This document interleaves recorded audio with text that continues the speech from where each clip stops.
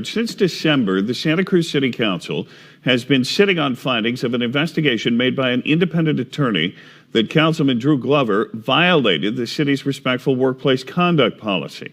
Action News reporter Phil Gomez live to explain why that report has not been released tonight. Phil, what do we know? Well, Dan, at least two council members have been fighting to get the contents of that investigation, the Davis report, placed on the city council agenda. But that attempt at transparency has been stalled by the council majority until after the March election. I'd like to make a substitute motion, which would to agendize the discussion of the Davis report in the first meeting in March. In November 2019, Glover posted on his Facebook page criticizing the former chair and vice chair of the Prevention of Violence Against Women for resigning, leaving the commission without a quorum.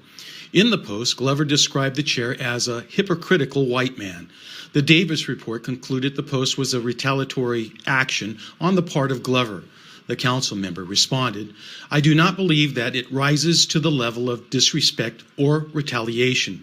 I would also point out that referencing the fact that someone is a white male in context of critical analysis of race and power dynamics is not disrespectful."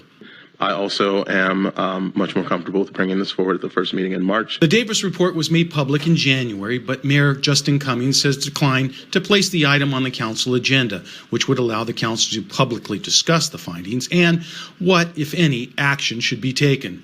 Cummings defends his decision by saying he's planning to meet privately with Glover, along with the city manager, city attorney, and a representative from HR to talk about it. I feel like this is something that shouldn't be waiting for 4 months to have the full council discuss it.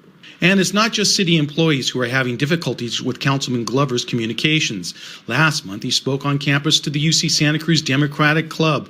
A female student asked him about a previous complaint made by two female city employees regarding his conduct towards them. Glover reportedly responded by saying former Santa Cruz Mayor Martine Watkins played the woman card and that those with concerns should have gone to him first rather than to HR. We spoke about what we thought, and everyone in the room agreed that every statement that he kept on making was just digging himself further and further. He was digging his own a hole deeper and deeper.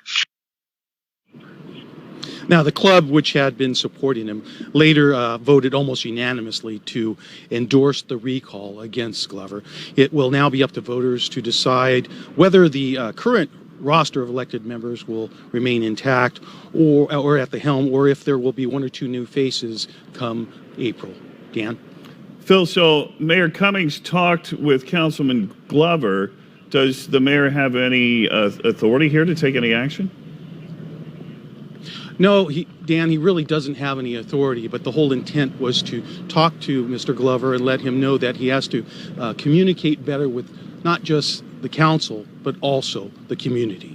All right. Thank you very much. We should point out that Glover declined to talk to us on camera about the issue. He says his schedule today did not allow time for an interview.